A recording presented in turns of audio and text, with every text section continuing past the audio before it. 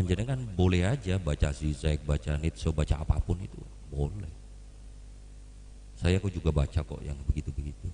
Tapi di waktu yang sama penting juga untuk merawat relasi batin kita kepada tadi itu, misal untuk membaca sirah-sirah nabawiyah.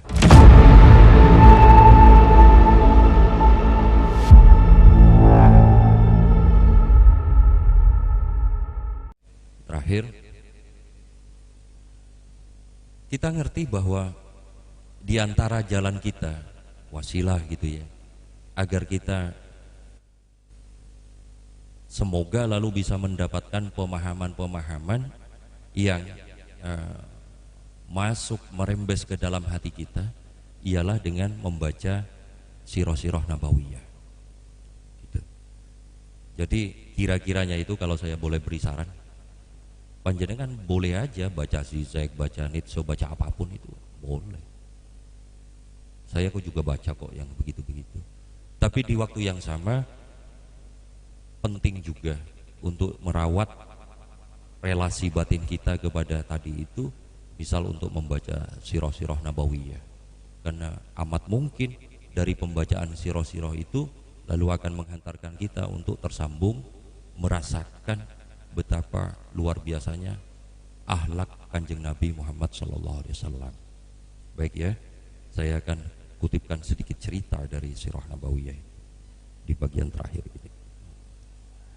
Teman-teman, Kanjeng Nabi SAW itu juga suka bercanda. Jadi memang betul beliau itu sangat tegas kepada hal-hal yang sifatnya batil, itu betul. Tetapi di sisi lain, Kanjeng Nabi itu juga menempatkan dirinya sebagai bagian dari manusia, sahabat yang baik dan sangat ngemong kepada orang-orang di sekitarnya.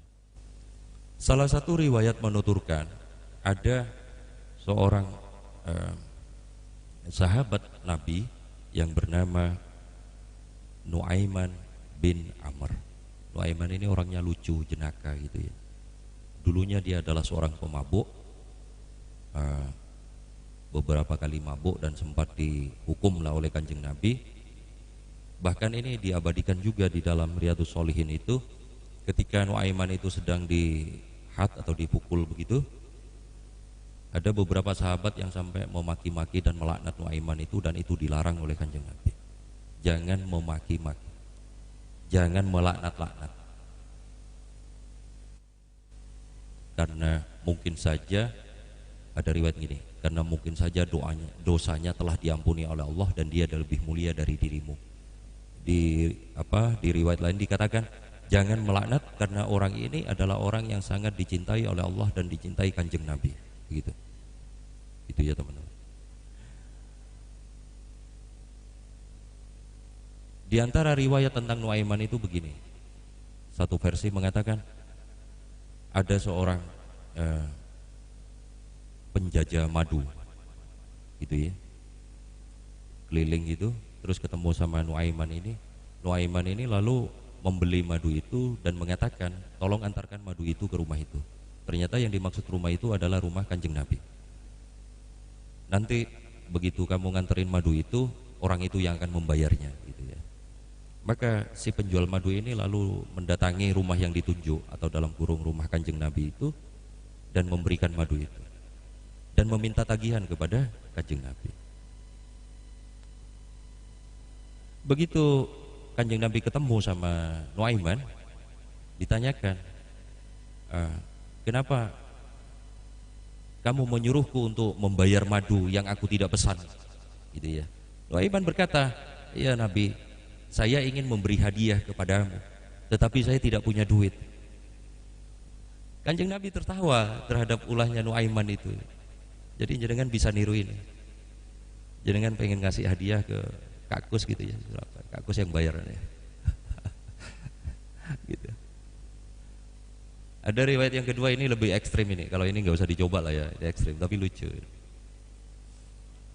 Nuaiman ini karena saking jenakanya disayangi oleh para sahabat-sahabat yang lain, bukan hanya Kanjeng Nabi ya. Suatu hari beliau diajak sama Sayyidina Abu Bakar untuk ikut berdagang ke Sam. Nah, setiba di negeri Sam, ada seorang sahabat lain yang bernama Suwaibit bin Harbalah. Suwaibit ini orangnya lurus. Kalau dibilang A, A, kalau dibilang B, B. Kira-kira kayak santrinya Kiai Faizi lah ya, yang disuruh, ini tolong beliin solar, mungkin nanti malam lampunya mati, dibeliin solar itulah ya. Begitu lampu mati kok nggak nyala-nyala ya, gensetnya itu loh. Ditanya sama Kiai Faizi, tadi jadi nggak beli solarnya? Jadi. Loh kok nggak dipasang? Belum diperintah masang solar ke dalam genset. Nah, Suwaibit itu begitu orangnya, strict ya. Begitu AA, begitu BB. Suwaibit ini lalu diperintah oleh Sayyidina Abu Bakar untuk menjaga makanan. Ya. Kira-kira perintahnya itu adalah jaga makanan, nanti tunggu saya beri perintah. Kira-kira begitu. Nah, Nuaiman ini lalu ketika semua orang beraktivitas bekerja, Nuaiman ini lalu berkata kepada Suwaibit ini, aku minta satu rotinya lah, aku lapar. Kata Suwaibit, tentu saja janganlah, nanti nunggu Sayyidina Abu Bakar. Minta satu saja nggak boleh, nunggu Sayyidina Abu Bakar, gitu ya. Dengan jengkel, Nuaiman ini lalu keluar dari kemahnya itu dan mendatangi sebuah pasar kecil yang di situ ada orang yang menjual budak. Waktu itu masih ada perbudakan ya.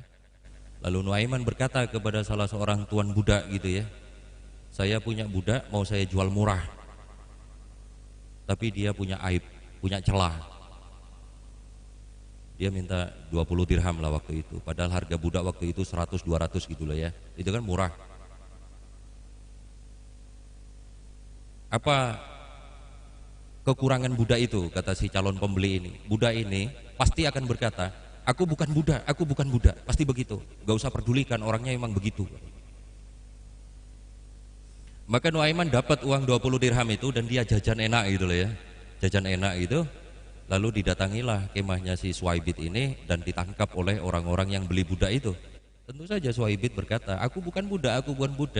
Lalu pembeli ini berkata, aku wis ngerti. Jadi tetap ditangkap. Ketika Sayyidina Abu Bakar balik bertanya kemana Suwaibit, Nuaiman bercerita dengan lurus saja, dengan jujur bahwa dia baru menjualnya karena jengkel, minta roti nggak dikasih gitu.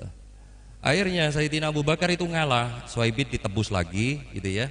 Maka selesailah perkara ini.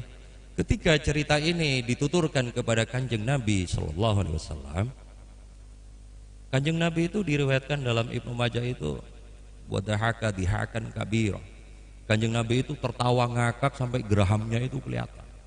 Begitu mendengar cerita ulahnya dari Nuaiman ini. Dan konon Kanjeng Nabi itu masih suka menceritakan hal ini sampai beberapa waktu kemudian kepada orang-orang lain tentang Nuaiman. Tapi teman-teman, poinnya adalah Nuaiman itu dikatakan di dalam Riyadhus Shalihin sebagai orang yang sangat dicintai oleh Kanjeng Nabi dan dicintai oleh Allah Subhanahu wa taala. Semoga kita semua bisa menjadi orang-orang yang juga dicintai oleh Allah, dicintai oleh Kanjeng Nabi Muhammad sallallahu alaihi wasallam. Demikian teman-teman, matur nuwun, mohon maaf. Assalamualaikum warahmatullahi wabarakatuh.